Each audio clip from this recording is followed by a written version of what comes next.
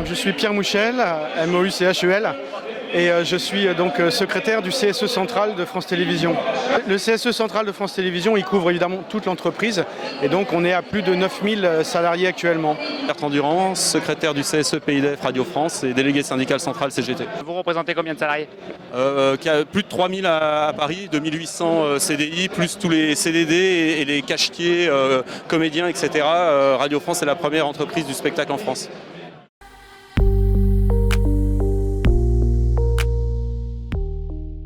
Parce que la fin de la redevance télévision, pour le coup, quel budget pour la télévision ou l'audiovisuel public? On va le passer à la loi de finances et comme on nous parle déjà de déficit profond, demain ce sera une télé d'État et puis une télé publique. Aujourd'hui, s'il n'y a plus d'audiovisuel public, on perd aussi 50% de la culture française qui est financée par l'audiovisuel public. Donc je suis là et c'est mon rôle d'être là avec mes syndicats de France Télévisions et tous les syndicats de France Télé. On se mobilise aujourd'hui pour le maintien du financement pérenne de l'audiovisuel public, sous la forme jusqu'à maintenant de la contribution à l'audiovisuel public, mais qui de fait techniquement tombait avec la fin de la perception de la taxe d'habitation. Donc ça fait des années que nous on sollicite notre tutelle pour dire il faut réfléchir à un autre moyen de financement et un moyen pérenne, parce que si on est financé dans le cadre du collectif budgétaire commun, le risque, c'est une remise en question permanente pour faire des économies qui ne manqueront pas d'arriver. L'audiovisuel public, de fait, n'aura pas de garantie de financement sur le long terme. Et ça, c'est absolument nécessaire, d'autant plus pour Radio France qui produit 100% de ce qu'elle diffuse. Alors, ça fait plusieurs années qu'on alerte sur l'évolution des usages et donc sur la nécessité de revoir l'assiette de répartition de la redevance qui est actuellement définie sur la possession, le fait de posséder un téléviseur. Ça ne nous semble plus adapté et qu'il faut redéfinir tout ça.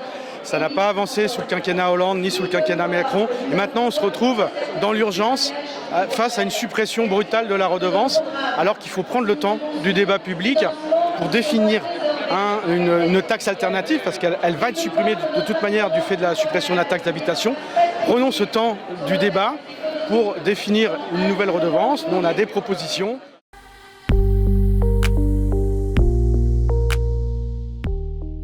Pour un citoyen lambda ou un salarié, effectivement, supprimer une taxe, personne n'est contre.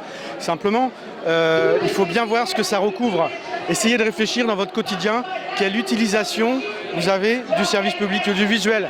Et quand on pose la question aux gens en général, les réponses sont très diverses, à la hauteur de la richesse en fait, des contenus de l'audiovisuel public, en radio, en télé, avec évidemment les plateformes de replay, la TNT, mais aussi les podcasts et tout ce qui existe aussi à l'étranger, en outre-mer, dans les régions, en langue régionale. Tout le monde peut y trouver en fait le reflet de son quotidien, et ça, malheureusement, ça risque d'être en danger si, en basculant sur le budget de l'État, on nous réduit petit à petit nos moyens.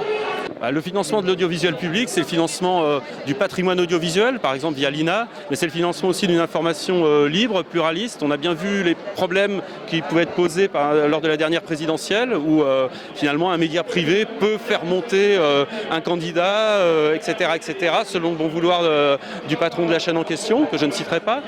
De fait, l'audiovisuel public est critiquable, mais c'est ça qui est important, c'est critiquer, débattre, c'est la démocratie. Et c'est ce qui est défendu à travers le financement. Demain, nous serons à la main du pouvoir si le financement n'est pas sanctuarisé.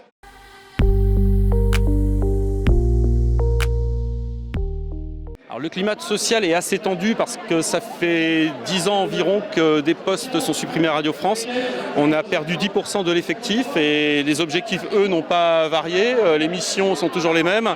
Donc c'est très tendu, les gens travaillent énormément, la charge de travail est très importante.